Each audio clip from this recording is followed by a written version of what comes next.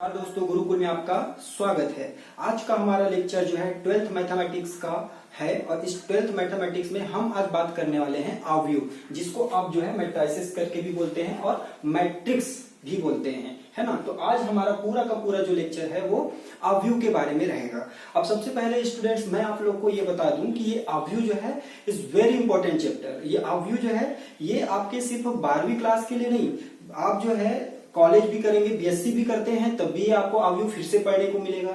अगर आप इंजीनियरिंग के फील्ड में जाते हैं तब भी अवयव आपको पढ़ने को मिलेगा। उसी प्रकार आप पॉलिटेक्निक भी कर रहे हैं तब भी आपको मिलेगा, फार्मेसी करेंगे तब भी मिलेगा। तो ये जो अवयव जो हम लोग यहाँ पर एक नॉर्मल सवाल के रूप में जो हम लोग हल करने वाले हैं, इसके बहुत सारे अनुप्रयोग हैं। तो आप जो है इस चैप्टर को बहुत ध्यान से पढ़ें। हम एकदम बेसिक से शुरू कर रहे हैं, हर माइनर से माइनर चीजों को यहाँ पर मैं अपने तरफ से समझाने का कोशिश करूंगा। तो आप भी बहुत ध्यान से पढ़ें, क्योंकि एक बार अगर आपका कॉन्सेप्ट पूरा क्लियर रहेगा तो आगे आपको कोई भी दिक्कत नहीं होने वाला है। तो इसलिए ध्यान से देखें और ध्यान से समझने का कोशिश करें। तो अवयव, मैट्रिक्स, तो अवयव का मतलब क्या होता है या अवयव की जरूरत क्यों पड़ी लोगों को। तो अवयव जो है हम बोल सकते हैं कि हमारे पास जितने भी आंकड़े होते हैं, कुछ भी हो सकते हैं, वो फलन के रूप में भी हो सकता है, वो त्रिकोणमितिक फलन भी हो सकता है, आपके अचर राशि भी हो सकते हैं। इन सब को वैज्ञानिकों ने, गणितज्ञों ने, उन लोगों ने क्या किया, एक आयताकार बॉक्स में कुछ रो और कुछ कॉलम में, मतलब कुछ पंक्ति और कुछ स्तंभ में उन आंकड़ों को जो है क्या किया, व्यवस्थित किया। तो इसी सेटअप को इन लोगों ने क्या कहा, अवयव कहा। तो ये जो अवयव जो है हमारा कैलकुलेशन को क्या कर देता है, इजी कर देता है। कुछ जगह जो है, जैसे कि अब अवयव के बहुत सारे इसके एप्लीकेशन पार्ट है, जैसे कि आप आगे चल के इसके क्वेश्चन भी सॉल्व करेंगे। एप्लीकेशन के ज्यादा क्वेश्चन नहीं है, मतलब आपका जो अनुप्रयोग है उसके क्वेश्चन, फिर भी आप इसको ध्यान से पढ़ें। जैसे कि आप कंप्यूटर में देखते हैं कि एक्सेल में भी आपने देखा होगा कि उसमें कुछ रो और कुछ कॉलम में रहता है।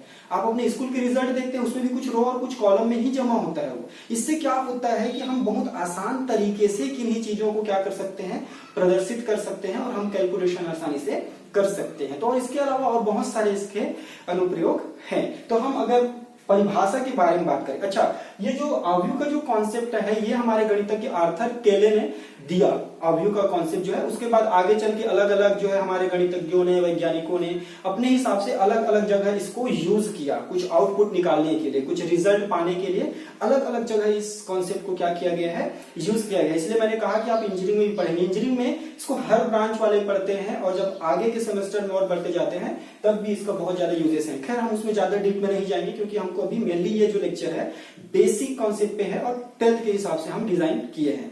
तो हम परिभाषा के बारे में बात करें, डेफिनेशन के बारे में, तो इसको क्या लिखा जाता है, अवयव अदिश राशियों से निर्मित एक आयताकार रचना है।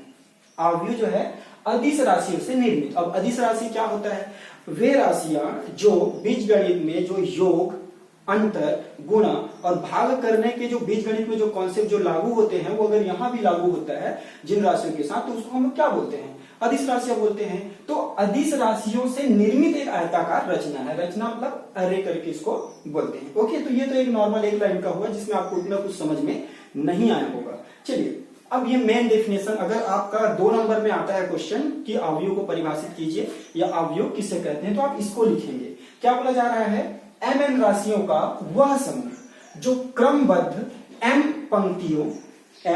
पंक्तियों तथा n स्तंभों से निर्मित एक आयताकार रचना है। m पंक्ति n स्तंभ से निर्मित क्या है, आयताकार रचना के रूप में व्यवस्थित रहता है। m क्रॉस n अवयव कहलाता है। इसको m बाई n अवयव कहलाता है। देखिए, ये m बाई n क्या है, m बाई n का मतलब यहाँ पर यह है कि हम जिस अवयव के बारे में बात कर रहे हैं उसमें m क्या होना चाहिए, पंक्ति, और n क्या होने चाहिए, स्तंभ। तो दोनों को हम गुणा करके क्या कर रहे हैं, लिख रहे हैं। तो m बाई n अवयव कहलाता है। तो ये अवयव का एक क्या हुआ, परिभाषा। अब देखिए, हमने परिभाषा जान लिया कि हमारे पास कुछ अगर आंकड़े हैं तो उसको हम आयताकार बॉक्स में कुछ रो और कुछ कॉलम, पंक्ति और स्तंभ में अगर व्यवस्थित कर दे तो वही जो आप स्ट्रक्चर आप देख रहे हैं उसी को अवयव कहते हैं। अब अच्छा, तो अवयव दिखेगा कैसे, कैसे रिप्रेजेंट करेंगे अवयव को हम लोग। तो यहाँ पर देखिए, अवयव को अलग अलग तरीके से आप कर सकते हैं। जैसे कि ये आपका एक नोटेशन है, आप इस तरीके से अवयव को प्रदर्शित कर सकते हैं। दूसरा तरीका ये है कि आप ये 2 लाइन खींच दीजिए डबल तरीके से, और तीसरा रिप्रेजेंटेशन ये आप तीनों में से किसी भी प्रकार से अवयव को क्या कर सकते हैं, प्रदर्शित कर सकते हैं। लेकिन मेनली हर जगह आपको, चाहे स्कूल में या कॉलेज लेवल पे आप कहीं पर भी देखेंगे, अवयव को हमेशा इस फॉर्म को लोगों ने ज्यादा स्वीकारा है, इसको ज्यादा एक्सेप्ट किए हैं। तो हर जगह अवयव, अगर आपको इस प्रकार के साइन दिख रहे हैं, इसका मतलब आप समझ सकते हैं कि वहां मैट्रिक्स के बारे में बात हो रही है।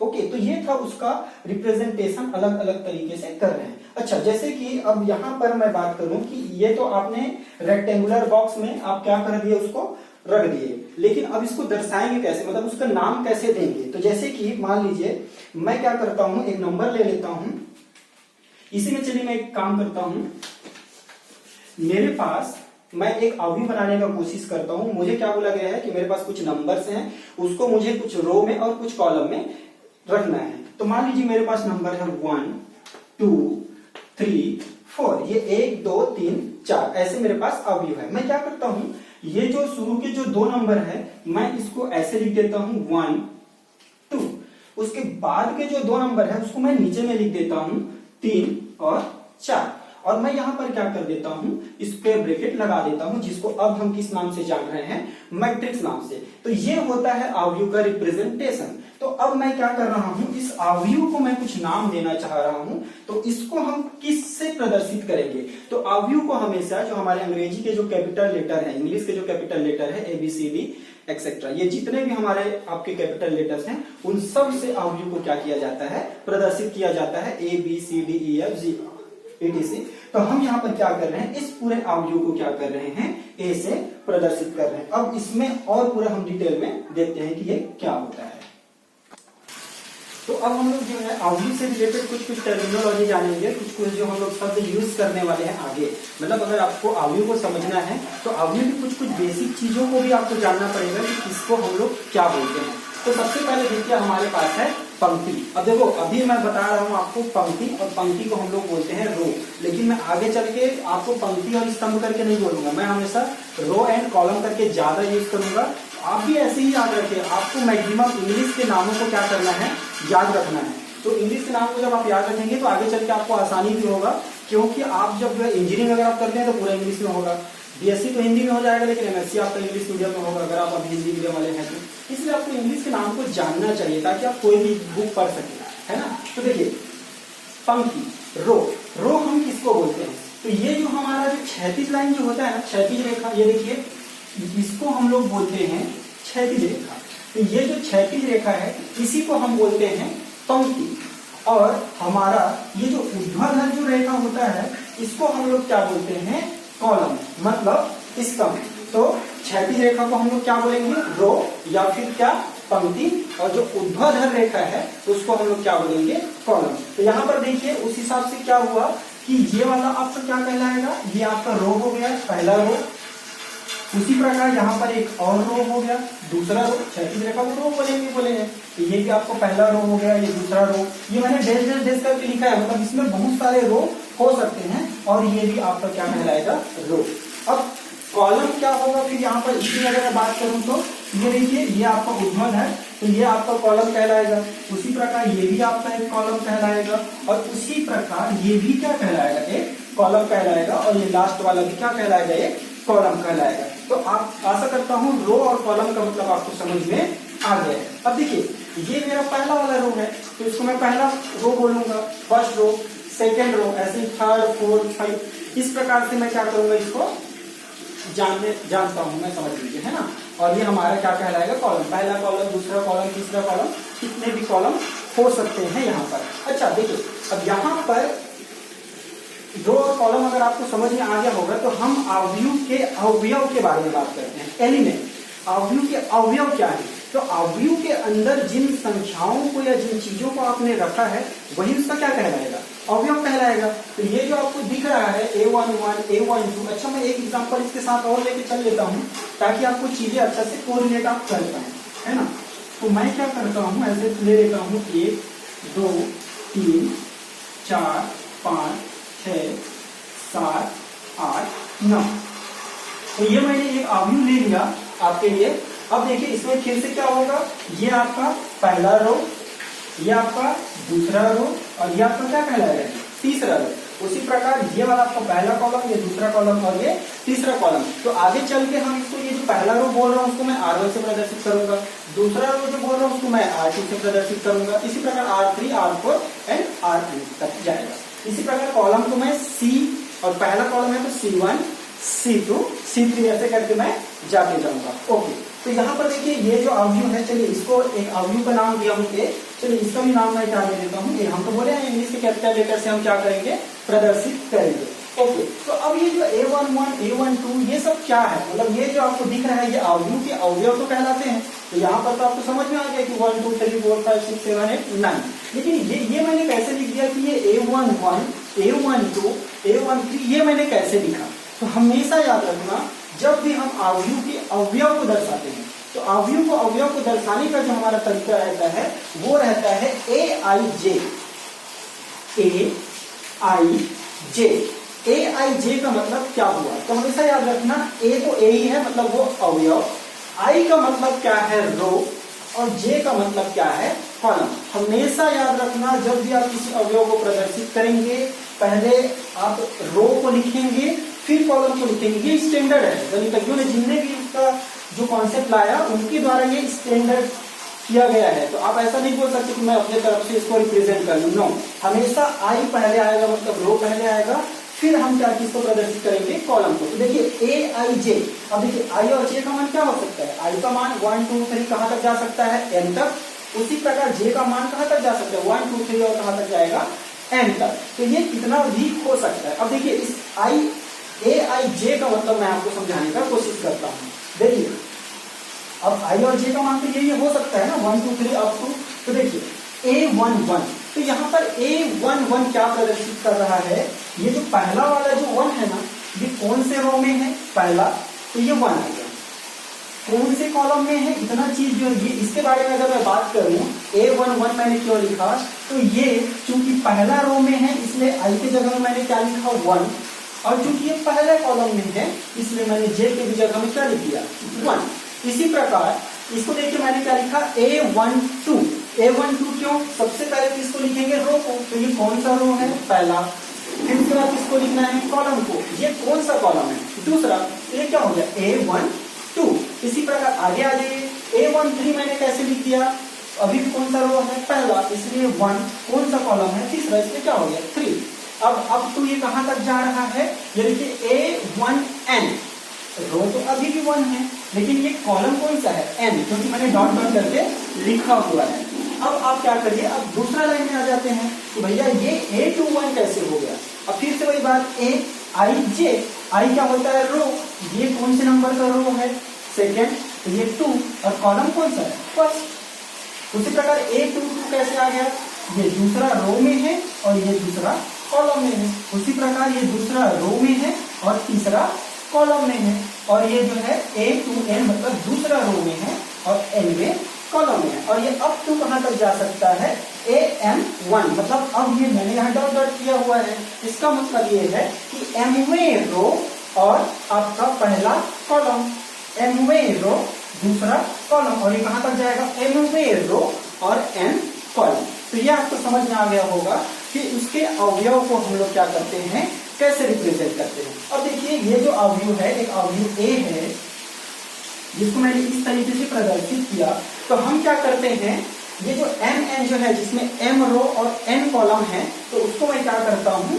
यहाँ पर ये देखिए ये अवयव के बाहर में ये m क्रॉस n ऐसे मैं लिख देता हूं। अब ये m और n क्या प्रदर्शित कर रहे हैं, बोल रहे हैं m हमेशा प्रदर्शित करेगा कि कितने रो हैं और n हमेशा प्रदर्शित करेगा कि कितने कॉलम है। तो उसी हिसाब से अब इस वाले अवयव में आप देखिए कि इसमें सबसे पहले मैं यहाँ पर किसको लिखता हूँ, बोला हूँ रो को, कितने रो हैं 1 2 3, तो मैं यहाँ पर क्या लिख दूंगा 3। अब कितने कॉलम है 1 2 3, तो यहाँ पर मैं फिर से क्या लिखूंगा 3, तो ये 3 क्रॉस 3, मतलब ये जो अवयव A है ये 3/3 मतलब 3/3 का एक अवयव है, और ये जो आप 3/3 लिख रहे हैं इसी को बोला जाता है अवयव की कोटि, ऑर्डर ऑफ मैट्रिक्स। तो इसको क्या बोला जाता है, अवयव की कोटि। मतलब आप कई बार आपको 1 मार्क्स के लिए यही क्वेश्चन दे दिया जाएगा कि अवयव की कोटि बताइए। तो कैसे बताएंगे, ये जो अवयव है उसमें रो को गिनना और यहाँ पर आप लिख देना, उसके बाद आप कॉलम को गिनना, गुणा करके मल्टीप्लाई के चिन्ह लगा के फिर से उसको लिख देना। अच्छा, ये एक चीज यहाँ पर और समझने वाली बात है, ये जो आपने 3 × 3 लिखा, अगर मैं उसको गुणा कर दूं तो कितना आ जाएगा, 3 × 9। तो ये जो 3 × 9 क्या दर्शा रहा है, आपके अवयव में टोटल कितने अवयव है उसका मान आपने निकाल दिया। मतलब आप क्या कर सकते हैं, किसी अवयव को देख के उसके कोटि को लिख सकते हैं और कोटि आपको ये दर्शाता है, मतलब उसको टोटल आप जब गुणा कर देंगे तो आपको ये पता चल जाएगा कि उस अवयव में टोटल कितने अवयव है। चलिए आगे देखते हैं। तो अब हम लोग अवयव के प्रकार के बारे में बात करते हैं, टाइप्स ऑफ मैट्रिक्स बोल सकते हैं या फिर मैट्रिसेस। ओके, तो अवयव कितने प्रकार के होते हैं, आप उसको देख के कैसे पहचानेंगे, इसके बारे में हम अच्छे से समझते हैं। तो सबसे पहले जो है हमारा है पंक्ति अवयव। पंक्ति अवयव को क्या बोलेंगे, रो मैट्रिक्स। पंक्ति अवयव रो मैट्रिक्स। अब पंक्ति अवयव आप किसको बोलेंगे, देखिए यहाँ पर हम लोग जो अवयव के प्रकार को समझेंगे ना, वो उसके नाम में ही आपको अच्छा से क्लियर हो जाएगा। तो आप उसके नाम को पकड़ने की कोशिश करिए, उसको समझने का कोशिश कीजिए, उसी में ही छुपा हुआ है उसका परिभाषा। अब देखिए यहाँ पर पंक्ति अवयव है, तो पंक्ति अवयव किसको बोलेंगे, ऐसा अवयव जिसमें केवल एक ही पंक्ति हो, जिसमें केवल एक ही पंक्ति हो, क्या कहलाते हैं, पंक्ति अवयव। तो देखिए अब ये जो है पंक्ति अवयव में हमने क्या बोला, एक पंक्ति होना चाहिए। तो आप अपने हिसाब से कोई भी एग्जांपल दे सकते हैं, पंक्ति एक होना चाहिए ना। अब पंक्ति किसको बोले थे, क्षैतिज रेखा को हमने क्या कहा था, पंक्ति कहा था। तो मैं क्या करता हूं, 1 2 3 4, ये मैंने एक ही पंक्ति में लिख दिया। अब मैं क्या करता हूँ, ये अवयव का मैं क्या कर देता हूँ, नोटेशन लगा देता हूँ। तो ये देखिए क्या ये पंक्ति अवयव का एग्जांपल है, यस है। क्यों, क्योंकि इसमें एक ही पंक्ति है, ये इसको एक पंक्ति हुआ है ना, कॉलम अलग अलग है, ये पहला कॉलम, दूसरा कॉलम, तीसरा और ये चौथा कॉलम, लेकिन पंक्ति कितना है, एक। अच्छा, इसको लिखेंगे कैसे, इसका इस अवयव का क्रम क्या है, ऑर्डर क्या है। तो हमने क्या बोला था, सबसे पहले किसको लिखेंगे, पंक्ति को। पंक्ति कितने हैं, एक, तो यहाँ 1 कर दीजिए। फिर किसको करेंगे, क्रॉस करके स्तंभ कितने हैं उसको, 1 2 3 4। तो ये जो है 1/4 ऑर्डर का क्या है, ये एक मैट्रिक्स है। तो ये आपका पंक्ति अवयव हो गया। अब कोई भी एग्जांपल ले सकते हैं, बस एक ही पंक्ति होना चाहिए और ज्यादा नहीं देखेंगे, आपको क्लियर हो गया होगा। स्तंभ अवयव, अब फिर से देखिए स्तंभ अवयव। तो जब पंक्ति अवयव में आप बोलते हैं कि एक ही पंक्ति होना चाहिए, तो स्तंभ अवयव में क्या बोलेंगे, एक ही स्तंभ होना चाहिए। तो अब स्तंभ एक होना जो है वो जरूरी है। अब उसमें आपके रो कितना है उससे हमको कोई भी मतलब नहीं है, स्तंभ सिर्फ और सिर्फ कितना होना चाहिए, एक होना चाहिए। अब देखिए इसके एग्जांपल में फिर से आप क्या कर सकते हैं, अपने तरीके से ले सकते हैं। अब मैं क्या कर सकता हूं, ऐसे कुछ ले लेता हूं, A B C D, और इसको मैं क्या करता हूं, अवयव के रूप में रख देता हूं। तो अब देखिए इसमें एक ही स्तंभ तो है और हमारा परिभाषा भी वही बोलता है कि एक ही स्तंभ होना चाहिए, तो उसको हम क्या बोलेंगे, स्तंभ अवयव या फिर कॉलम मैट्रिक्स। अच्छा, इसका क्रम क्या होगा, देखिए मैं साथ साथ चीजों को बताते चल रहा हूं, आगे चल के आपको यही क्वेश्चन दे दिया जाएगा। एक क्वेश्चन मिलेगा हमको, मतलब एक अवयव दे दिया जाएगा, उसमें बोला जाएगा कितने रो हैं, कितने कॉलम है, इसका क्रम क्या है, इसमें कितने अवयव है। तो इसलिए आप इन चीजों को एकदम बारीकी से देखते रहिए, है ना। तो हमने देखा ये आपका एक स्तंभ मैट्रिक्स है ना, मतलब कॉलम मैट्रिक्स है। अब फिर इसका क्रम कैसे होगा, सबसे पहले किसको लिखते हैं, रो। कितने रो हैं, पहला, दूसरा, तीसरा, चौथा, तो ये हो गया रो। क्रॉस कितने कॉलम है, एक, तो ये 4 × 1, 4/1 का क्या है, एक मैट्रिक्स है। ओके, चलिए ठीक है। अब नेक्स्ट में आते हैं हम लोग। नेक्स्ट जो हमारा अवयव है वो क्या है, शून्य अवयव। अब फिर से देखिए शून्य अवयव को या तो आप जीरो या नल मैट्रिक्स करके बोलते हैं, जीरो मैट्रिक्स या फिर क्या बोल सकते हैं, नल मैट्रिक्स। अब देखिए शून्य अवयव, शून्य अवयव, अब इसको कैसे प्रदर्शित करेंगे, इसको जब पंक्ति अवयव था तो एक ही पंक्ति होना चाहिए, स्तंभ अवयव था तो एक ही स्तंभ होना चाहिए, ऐसे हमने कहा। अब शून्य अवयव है तो कैसे बोलेंगे, तो शून्य अवयव आप उस अवयव को बोलेंगे जिसके सभी अवयव क्या हो, शून्य हो। ठीक है, अवयव क्या होते हैं मैं थोड़ा देर पहले आपको समझाया हूं। तो फिर से अब शून्य अवयव जिस, तो सारे अवयव क्या होने चाहिए, शून्य होने चाहिए। तो मैं फिर से कोई एक मैट्रिक्स ले लेता हूं, किसी भी क्रम का ले लेता हूं। तो मैं क्या करता हूं, 0 0 0 0 0 0, एक बार और ले लीजिए, 0 0 0। ये देखिए यही सब तो इसके अवयव कहलाते हैं ना मैट्रिक्स के, और इसके सभी अवयव को मैंने क्या ले लिया, शून्य ले लिया। तो ये क्या है, एक मेरा शून्य अवयव है, नल मैट्रिक्स है। अच्छा इसका क्रम क्या होगा, तो देखिए ये आपका पहला रो, दूसरा रो और ये तीसरा रो। तो ये 3 रो, कॉलम कितने हैं 1 2 3।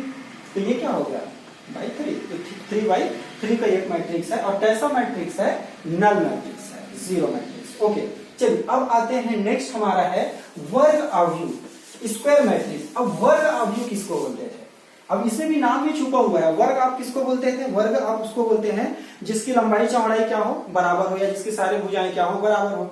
तो मैट्रिक्स भी जो है, जो आपका अवयव वो कैसे दिखेगा, आपको वर्गाकार कैसे दिखेगा। आप जो है जब स्तंभ और पंक्ति की संख्या को जब आप सेम कर देंगे तब वो वर्गाकार दिखेगा। अदरवाइज अगर रो अलग है, मतलब रो ज्यादा है और कॉलम कम है, या फिर कॉलम जो है ज्यादा है और रो कम है, तो ऐसे में तो वो आयताकार दिखने लगेगा, रेक्टेंगल बॉक्स टाइप का दिखने लगेगा आपको। तो वर्ग अवयव किसे बोलेंगे, जिसमें पंक्ति और स्तंभों की संख्या क्या होना चाहिए, समान होना चाहिए। तो ले सकते हैं ना, देखिए मैं फिर से ले लेता हूं A B C। अब मैंने क्या लिया, 3 कॉलम लिया है, तो मेरे को 3 जो है क्या लेना पड़ेगा, रो लेना पड़ेगा। तो C D E F G H I।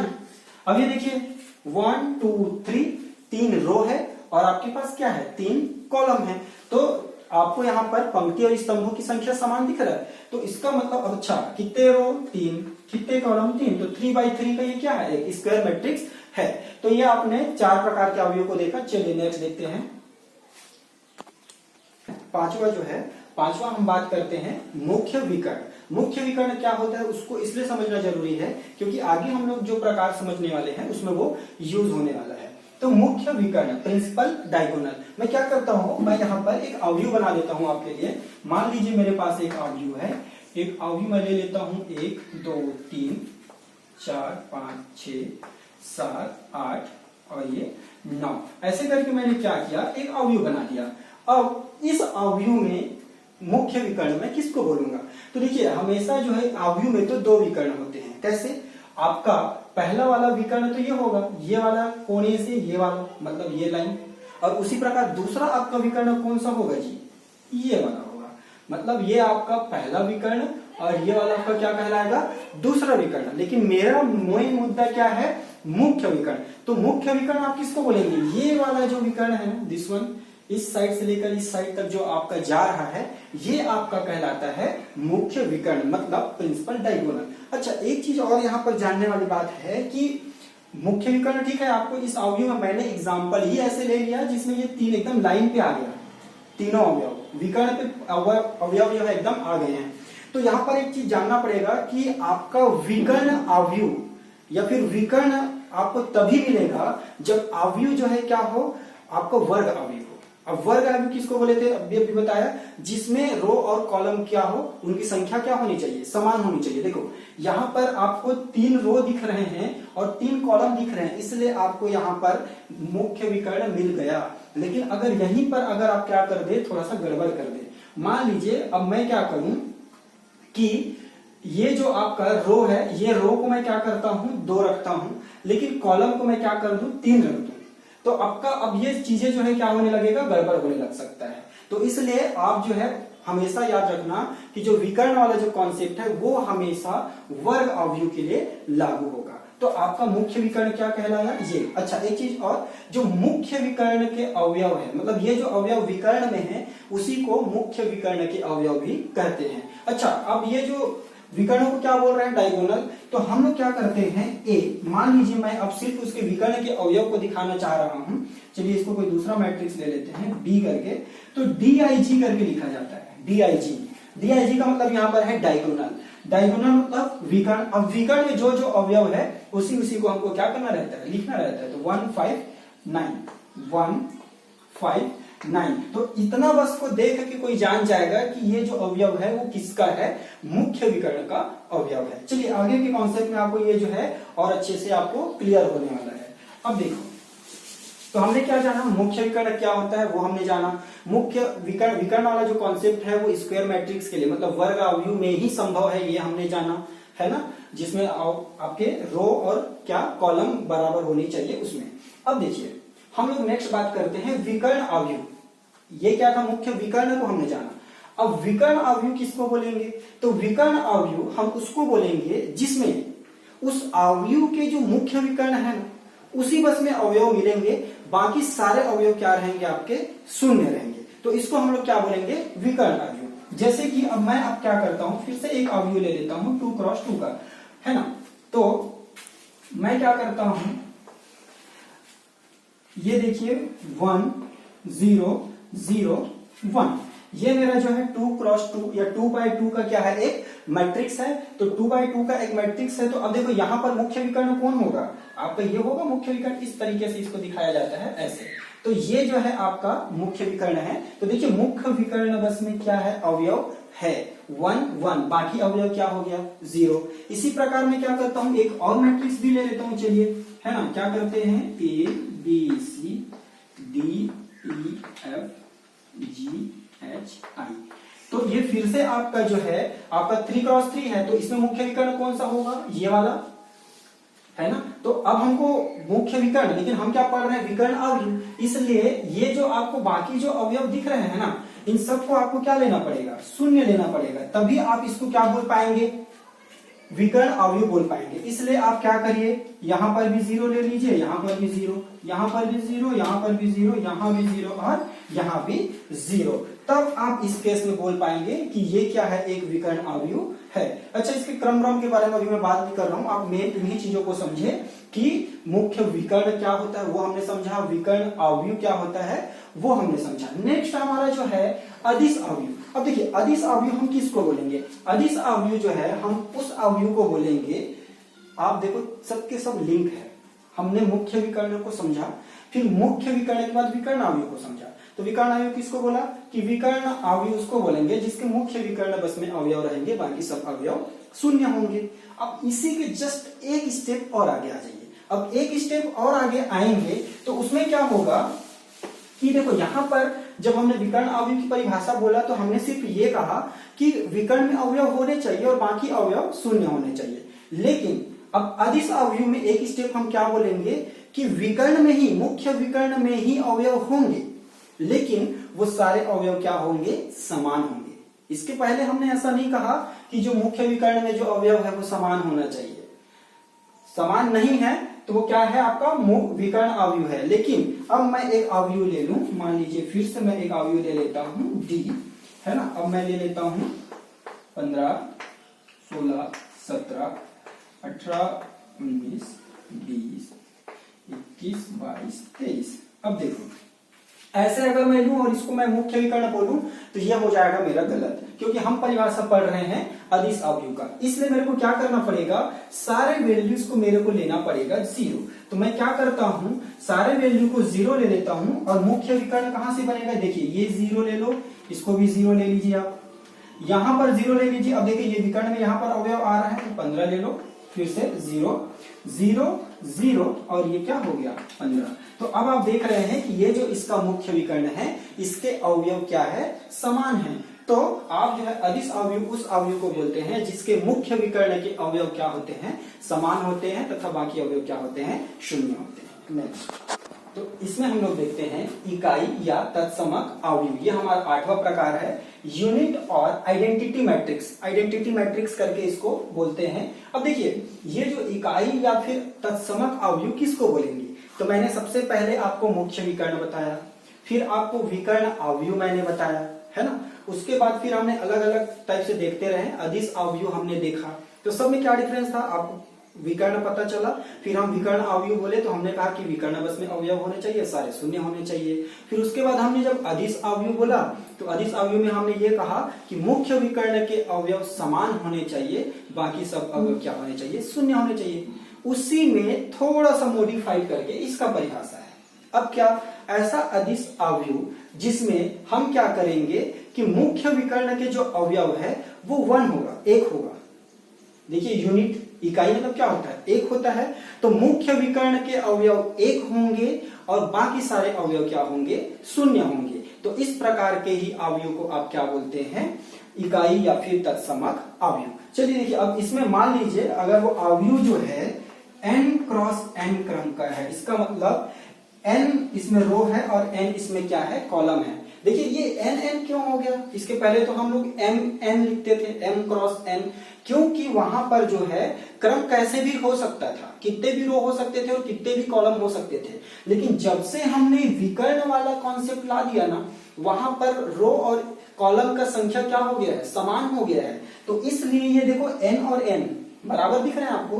तो अगर कोई अवयव n क्रॉस n का है तो उसको आप जो है in से प्रदर्शित करेंगे। चलिए इसी को मैं एक एग्जांपल के थ्रू समझाता हूं। देखो, अब मैंने क्या बोला, जैसे कि एक अवयव है एक, ये देखो इसका मुख्य विकर्ण यही है, मुख्य विकर्ण के अवयव एक है, ठीक है। तो अब देखिए इसमें क्या है, एक रो है और एक क्या है आपके कॉलम है। तो ये देखिए 1 क्रॉस 1, n क्रॉस n हो तो in बोल देना है। तो 1 क्रॉस 1 है तो इसी को मैं क्या बोल दूंगा जी, i1, ठीक है। इसी प्रकार मैं अब 2 क्रॉस 2 ले लेता हूं, तो 1 0 0 1। फिर से यहां पर आप देखिए 2 रो है और 2 क्या है, कॉलम है, मतलब 2 क्रॉस 2। तो इसका मतलब मैं इसको अब क्या लिखूंगा, i2 लिख दूंगा। तो ये 2 क्रॉस 2 का आइडेंटिटी मैट्रिक्स हो गया। तीसरा ले लेते हैं,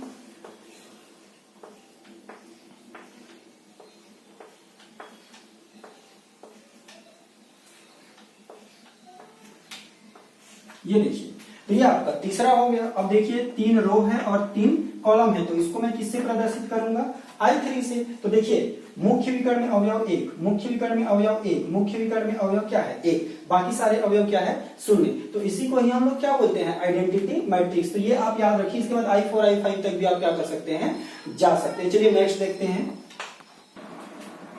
9वां है हमारा क्षैतिज अवयव। क्षैतिज अवयव मतलब हॉरिजॉन्टल मैट्रिक्स। देखिए मैं शुरू में ही आपको बता रहा था, पंक्ति किसको बोलेंगे, बोल रहे थे हम लोग, आपका जो क्षैतिज रेखा है वही आपका पंक्ति कहलाता है। तो देखिए क्षैतिज, तो क्षैतिज आप किसको बोलते हैं, इस प्रकार से, या इसको क्षैतिज बोलते हैं। तो अवयव आपको ये क्षैतिज कैसे दिखेगा, अवयव जो है क्षैतिज तब दिखेगा जब आपका स्तंभों की जो संख्या है ना वो ज्यादा होते जाए। तो जितना ज्यादा आप स्तंभ लेते जाएंगे, है ना, जितना ज्यादा का कहने का सेंस ये है कि आपके पंक्ति के उसमें आप पंक्ति को भी बढ़ाते जा रहे हैं, स्तंभ को भी बढ़ाते जा रहे हैं, तो कोई चेंजेस नहीं आएगा, ज्यादा चेंजेस नहीं आएगा।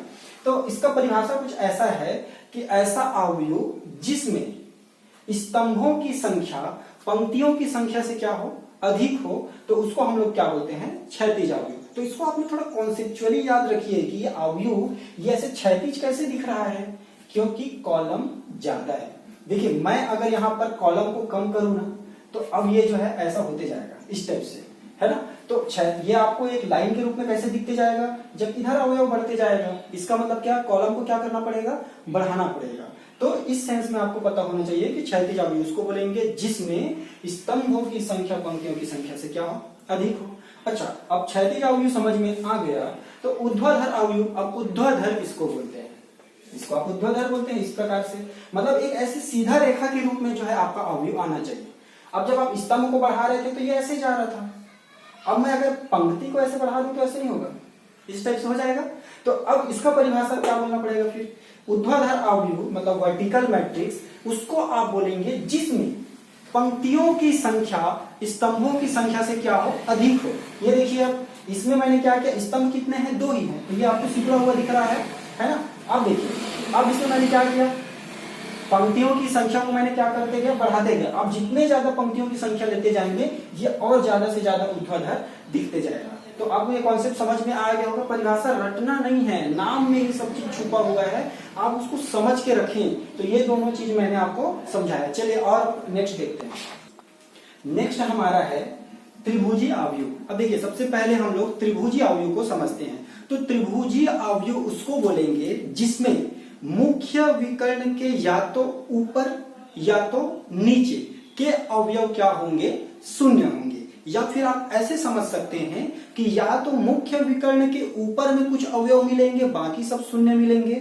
या फिर नीचे में कुछ अवयव मिलेंगे मुख्य विकर्ण के और ऊपर में क्या मिलेंगे आपको, शून्य, है ना। चलिए तो अब ये जो त्रिभुजी अवयव है इसी के 2 प्रकार होते हैं, ऊपरी त्रिभुजीय अवयव और निचला त्रिभुजीय अवयव। अब देखिए, ऊपरी त्रिभुजीय अवयव मतलब मुख्य विकर्ण के ऊपर में अवयव होंगे, नीचे के अवयव क्या हो जाएंगे, शून्य हो जाएंगे। एग्जांपल देखिए, ये आपके पास एक अवयव है, हम किसके बारे में बात कर रहे हैं, ऊपरी त्रिभुजीय अवयव। ये एक अवयव है, इसका मुख्य विकर्ण ये है आपका दिस वन, ये आपका मुख्य विकर्ण है। और देखिए मुख्य विकर्ण और इस तरफ आपको अवयव दिख रहे हैं, मुख्य अवयव मुख्य विकर्ण के नीचे में आपको 0 0 ही दिख रहे हैं अवयव।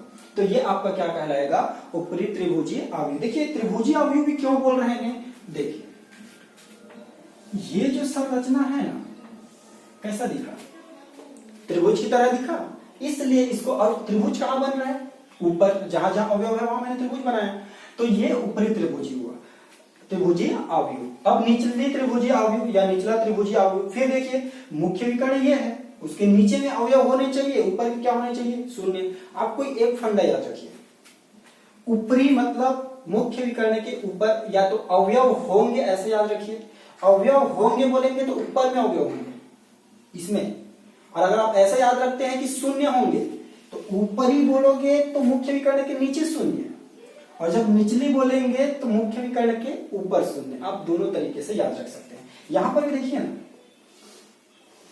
बना त्रिभुज, तो ये आपका क्या कहलाएगा, निचली त्रिभुजीय अवयव या निचला त्रिभुजीय अवयव। नेक्स्ट देखते हैं, नेक्स्ट है हमारा एकल अवयव अवयव। अब देखिए फिर से नाम में मैं हमेशा फोकस करता हूं, अगर आपका चैप्टर का नाम मैट्रिक्स था तो आप पहले मैट्रिक्स को जानिए, अवयव को जानिए। अगर आप कोई टॉपिक को पढ़ रहे हैं, उस टॉपिक को पहले कुछ अपने से सेंस निकालने का कोशिश कीजिए। हालांकि हर टाइम आपका सेंस सही नहीं होगा, लेकिन मैक्सिमम टाइम सही होता है आपका लॉजिक, है ना। तो एकल अवयव अवयव, एकल अवयव एक अवयव, तो ऐसा अवयव जिसमें एक ही अवयव होने चाहिए, तो उसको आप क्या बोलेंगे, एकल अवयव अवयव बोलेंगे। तो मैं कोई भी एक अवयव ले लेता हूं, एक अवयव ले लेता हूं और इसमें मैं एक ही अवयव ले लेता हूं, लो ये एक अवयव है, तो ये क्या कहलाएगा, एकल अवयव अवयव। तो आज के लेक्चर में स्टूडेंट्स हमने क्या जाना, हमने अवयव को परिभाषित किया, अवयव के एक जनरल इंट्रो जाना, हमने कहा कि ये सभी क्लास के स्टूडेंट्स के लिए यूजफुल है। उसके बाद हमने क्या किया, उसके बेसिक टर्मिनोलॉजी, पंक्ति क्या होते हैं, स्तंभ क्या होते हैं, उसके अवयव क्या होते हैं,